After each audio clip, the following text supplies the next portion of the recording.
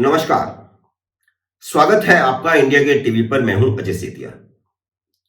मित्रों, अपने पिछले वीडियो में मैंने बताया था कि 3 बार अशोक गहलोत से मात खा चुके सचिन पायलट फिर से फ्रस्ट्रेटेड हो गए हैं, फिर से कुंठित हो गए हैं।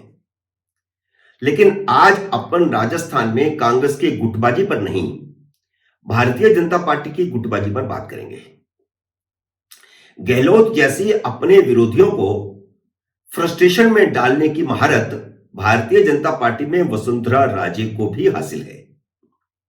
वह फ्रस्ट्रेशन में डालकर जसवंत सिंह जैसे बड़े नेता को पार्टी से निकलवा चुकी हैं।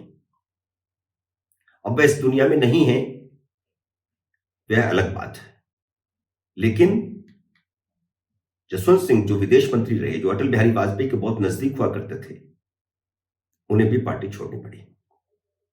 करोड़ीलाल मीणा और घनश्याम तिवारी को भाजपा छोड़ने पर मजबूर कर चुकी है।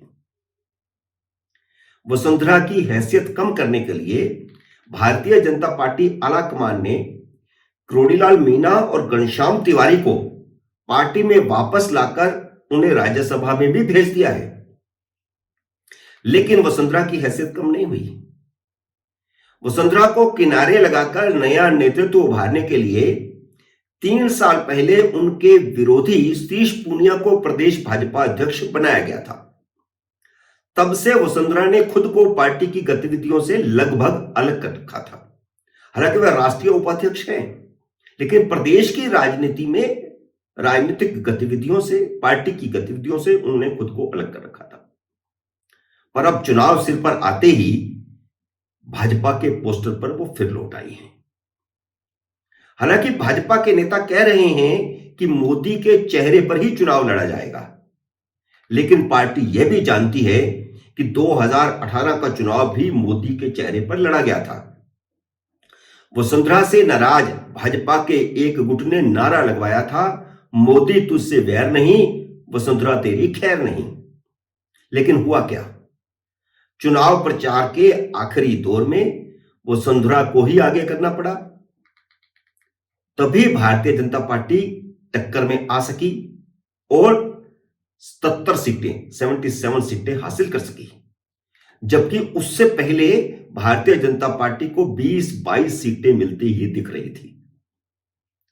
इसलिए पार्टी का एक गुट जोर देकर कह रहा है कि गुलाब चंद कटारिया के राज्यपाल बनने के बाद खाली हुई विपक्ष की नेता की कुर्सी पर वसुंधरा राजे को बिठाया जाए और उन्हें विपक्ष के नेता की कुर्सी पर बिठा करके जनता को एक मैसेज दिया जाए, पार्टी वर्कर को एक मैसेज दिया जाए।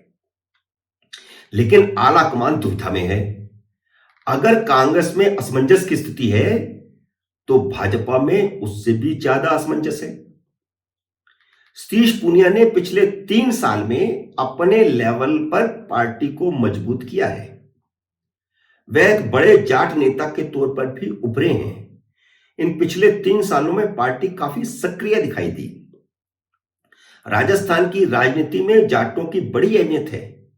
बलदेव राज मिर्था, फिर उन्हीं के परिवार से नाथुराम मिर्था और रामनिवास मिर्था, और फिर उधर दूसरे तरफ देखें तो परशुराम मदेरना, शीशराम ओला जैसे बड़े बड़े कांग्रेस के नेता हुए, जाट नेता। वे केंद्र में कैबिनेट मंत्री तो बने, लेकिन कभी कोई जाट मुख्यमंत्री राजस्थान में नहीं बना। सतीश पूनिया भाजपा में उभरते हुए जाट नेता हैं और जाटों की राजस्थान में बहुत अहमियत है। लेकिन उनकी टांग खींचने के लिए गजेंद्र सिंह शेखावत बैठे हुए हैं, जो खुद मुख्यमंत्री पद के दावेदार हैं। वह समझते हैं कि राजपूत होने के कारण और मोदी और अमित शाह की नजदीकी के कारण वे मुख्यमंत्री बन सकते हैं। क्योंकि जाट जहां कांग्रेस के साथ ज्यादा रहे हैं, वहां राजपूत ज्यादा हमेशा भाजपा के साथ रहे हैं। भैरव सिंह शेखावत भी राजपूत थे। लेकिन गजेंद्र सिंह शेखावत यह भूल रहे हैं कि 2018 में वसुंधरा राजे ने उन्हें प्रदेश अध्यक्ष तक नहीं बनने दिया था। राजस्थान में जाट और राजपूत समुदाय राजनीतिक प्रतिद्वंदी हैं। कांग्रेस का जाटों पर और भाजपा का राजपूतों में प्रभाव है और शुरू से रहा है। राजनीतिक समीकरणों की दृष्टि से वसुंधरा का जवाब नहीं। वह राजपूत मां और मराठा पिता की बेटी हैं, जाट की पत्नी हैं और घर में गुर्जर बहू है। जातीय समीकरणों की दृष्टि से भाजपा को वसुंधरा ही फिट बैठती है।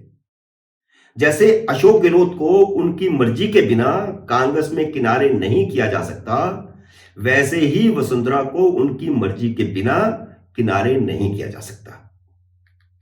एक बार 2014-15 में भाजपा ने कोशिश की थी कि उन्हें केंद्र में लाकर के मंत्री बना दिया जाए, लेकिन वे तैयार नहीं हुई। पार्टी टूटने के कगार पर आ गई थी।